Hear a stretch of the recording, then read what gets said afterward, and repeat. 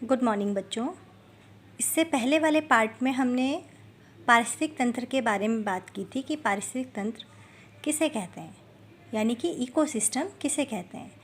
तो हमने ये पढ़ा था कि जो पारिस्थितिक तंत्र है ये दो घटकों से मिलकर बना है, जैविक घटक और अजैविक घटक। जैविक घटक वे घटक होते हैं जिनमें जैविक क्रियाएं पाई जाती हैं। जितने भी जैविक घटक हैं उनमें जैविक क्रियाएं होती हैं, और जो अजैविक घटक हैं इनमें जैविक क्रियाएं नहीं होती। जैसे कि नाम से ही हमें पता चल रहा है, जैविक मतलब सजीव और अजैविक का मतलब निर्जीव। यानी ऐसे घटक जिनमें जैविक क्रियाएं हों उनको कहते हैं हम जैविक घटक। समस्त जीव जंतु एवं पौधों जीव मंडल में जैविक घटक के रूप में पाए जाते हैं। अब ये जो जैविक घटक है इसको भी इन्होंने कुछ भागों में बांट दिया, जैसे कि उत्पादक, उपभोक्ता और अपघटक। उत्पादक को हम स्वपोषी भी कहते हैं क्योंकि ये अपने भोजन का निर्माण स्वयं करते हैं। नाम से ही पता चल रहा है, स्व मतलब स्वयं, अपने आप, पोषी का मतलब पोषण, यानी कि ऐसे जीव जो अपने भोजन का निर्माण स्वयं प्रकाश संश्लेषण के द्वारा करते हैं उन्हें हम उत्पादक या स्वपोषी कहते हैं।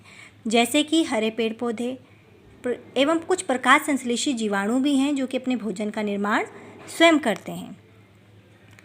इसमें जो पेड़ पौधे हैं वो वातावरण से कार्बन डाइऑक्साइड गैस लेते हैं, जल लेते हैं, सूर्य के प्रकाश और क्लोरोफिल की उपस्थिति में अपने भोजन का निर्माण करते हैं और ऑक्सीजन गैस को मुक्त करते हैं। नेक्स्ट है हमारा उपभोक्ता। उपभोक्ता जो ऐसे उपभोग करने वाले, यानी ऐसे जीव जो अपने भोजन के लिए अन्य प्राणियों पर निर्भर हों। इसमें जो पहली श्रेणी आती है, प्रथम श्रेणी, वो आती है शाकाहारी की, और ये पेड़ पौधों पर आश्रित होते हैं, जैसे गाय, बकरी, हिरन आदि। द्वितीय श्रेणी आती है मांसाहारी की, जो कि मांस पर निर्भर होते हैं। इन जीवों को हम मांसाहारी प्राणी कहते हैं, जैसे शेर, चीता, सांप, मेंढक आदि। तृतीय श्रेणी को हम सर्वाहारी श्रेणी या उच्च श्रेणी भी कहते हैं। ये जीव घास भी खाते हैं और मांस भी खाते हैं, दोनों जीवों पर ये निर्भर होते हैं, जैसे मनुष्य, बिल्ली, कुत्ता आदि। तो इस प्रकार जैविक घटक में सजीव जीव आते हैं जो कि अपने भोजन के लिए किसी न किसी प्राणी पर निर्भर होते हैं, और इसी के आधार पर इनको उत्पादक, उपभोक्ता में भी शाकाहारी, मांसाहारी और सर्वाहारी में विभाजित किया गया है।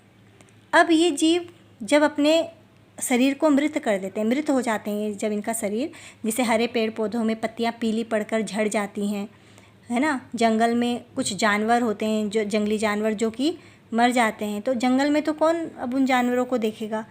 कई इस तरीके के जो मृत शरीर होते हैं इनका अपघटन करने वाले जीवों को कहते हैं हम अपघटक। ये जीव मंडल के सूक्ष्म जीव होते हैं जो कि मृत शरीर को अपघटित कर देते हैं, जैसे जीवाणु और कवक। ये उत्पादक तथा उपभोक्ता के मृत शरीर को सरल यौगिकों में अपघटित कर देते हैं। ऐसे जीवों को अपघटक कहते हैं। सरल यौगिक पुनः भूमि में मृदा में मिलकर परितंत्र के अजैव घटक का अंश बन जाते हैं। यानी जो पदार्थ भूमि से इन्होंने लिया था, मृदा से लिया था, जो अपने पर्यावरण से लिया था, उन सभी पदार्थों को सजीव मृत होकर अपघटित शरीर के द्वारा वातावरण में वापस कर देता है। अब हम इसी का नेक्स्ट वर्जन इंग्लिश में पढ़ेंगे कि इकोसिस्टम क्या चीज़ है। हमने इससे पहले वाले पार्ट में इंग्लिश में इकोसिस्टम भी समझा था कि इकोसिस्टम क्या है। कि an ecosystem is a self contained area composed of all the different organisms living in it, interacting with each other as well as interacting with the physical condition, that is sunlight, air, water, soil, climatic factors, etc. prevailing in the area. In an ecosystem,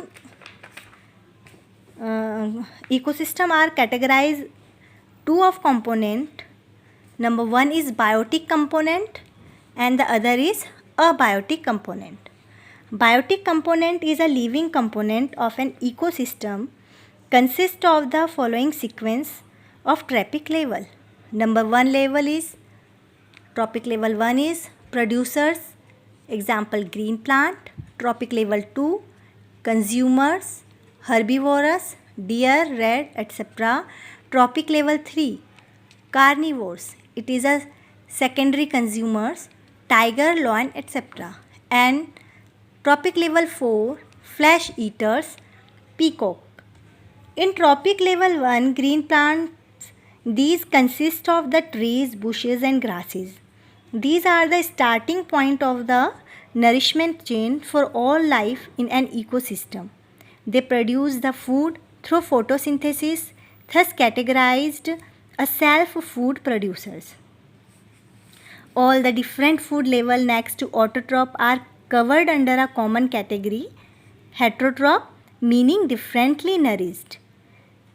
In the next trophic level is 2, plant eating animals, the herbivores. These are the vast varieties of animals such as deer, rats, rabbit, pigeon, parrot, grasshoppers, etc. They directly eat the plant or their part such as fruit, seed, flower, or suck the plant say from their leaves or stem. Trophic level 3, carnivores. Flesh-eating animals, carnivores, these are the animals which capture their prey and eat it. Example, tiger, wolf, snake, etc. And the next trophic level 4, second rank flesh eater. Peacock can be a good example of this third rank of consumer. Its food chain sequencing can be as follow. Plant, producers, trophic level 1. Rat, consumer, it's a primary consumer, trophic level 2. Secondary consumer, snake, trophic level 3. Tertiary consumer, peacock, trophic level 4. Beside the above mentioned 4 chain wise level, there is yet another category of organisms that feed on the dead material of the organism occupying the above 4 trophic level. These can be further divided into scavengers, detritivores and decomposers. Decomposers decompose the dead matter. Its example microorganisms like bacteria and fungi. It is an example of decomposer. And then we discuss the biotic component. It means non-living component. For example, organic matter like oxygen, carbon dioxide, hydrogen, nitrogen. We are discuss the example of organic matter in अजैविक घटक अकार्बनिक पदार्थ. The next topic is inorganic matter, which consists of carbohydrate, protein, fats, etc. And the last, gases, temperature, light, etc. are the physical factors of abiotic component which are necessary for this ecosystem. And then we discuss the food chain and food web. What is a food chain and what is a food web? Food chain is a linear sequence of organisms in which each organisms eat the lower member and it itself eaten by the next higher member. Food web is a network of several interconnecting food chain. It is an example of food chain: grass, grasshopper, bird, hawk. Grass is a producers, grasshopper is a herbivores, it is a primary consumer, bird secondary consumer, hawk tertiary consumer. And then we discuss the whole points in Hindi.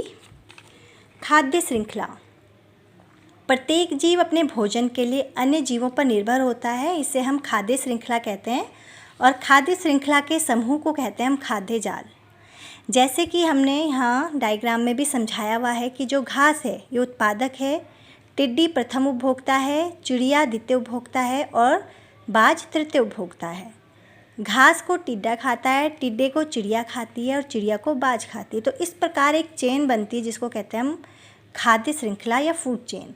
जब इन श्रृंखलाओं की एक समूह बन जाता है, group of food chain, कई सारे ग्रुप बन जाते हैं और उनको हम कलेक्ट करके उनको हम मैनेज करते हैं तो हमें एक जाल सा मिलता है जिसे कहते हैं हम फूड वेब. जैसे कि इस डायग्राम में हमें दिख रहा है कि यहाँ पे ग्रास है, ट्री है, इसको ग्रास होपर भी खा रहा है, रैबिट भी खा रहा है, रैट भी खा रहा है।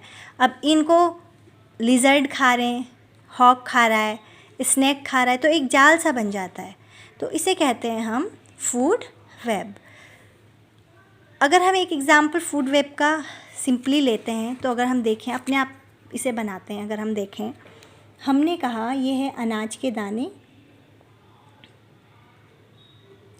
यहाँ पे पेड़ हैं, हरे पेड़ पौधे, हरे पेड़ पौधे जो कि क्या है, उत्पादक हैं, क्योंकि ये अपने भोजन का निर्माण स्वयं कर रहे हैं प्रकाश संश्लेषण की उपस्थिति में। अब हरे पेड़ पौधों को कितने सारे जानवर खा रहे हैं, खरगोश भी खा रहा है ना, अनाज को चूहा भी खा रहा है, अनाज को चिड़िया भी खा रही है, चिड़िया में जैसे पैरट हो गया या छोटी चिड़ियाएँ और होती हैं। इसके अलावा टिड्डा भी खाते हैं, ये हरे पेड़ पौधे और अनाज सबको ही खाते हैं, अनाज को भी खाते हैं, पेड़ पौधों को भी खाते हैं टिड्डा। ये हम एक छोटी सी श्रृंखला लेते हैं कि किस तरीके से हम इसे कर सकते हैं।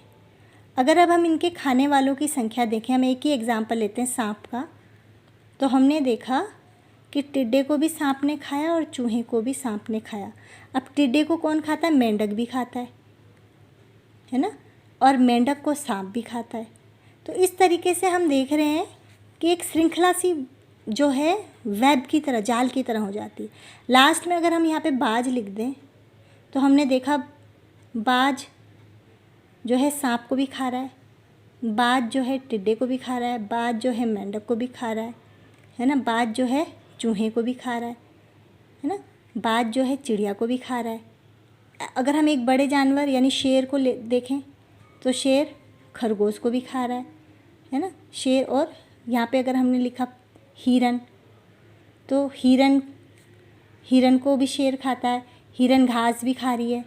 तो इस तरीके से एक जाल सा बन जाता है जिसको कहते हैं हम फूड वेब। तो इस तरीके से आज हमने इकोसिस्टम में उसके जैविक घटक, अजैविक घटक यानी बायोटिक और अबायोटिक कंपोनेंट, खाद्य श्रृंखला, खाद्य जाल यानी फूड चेन और फूड वेब को समझा। बच्चों, आप इसे अच्छे ढंग से पढ़ें और नेक्स्ट वीडियो में मैं अब इससे आगे इकोसिस्टम को समझाऊंगी। Thank you.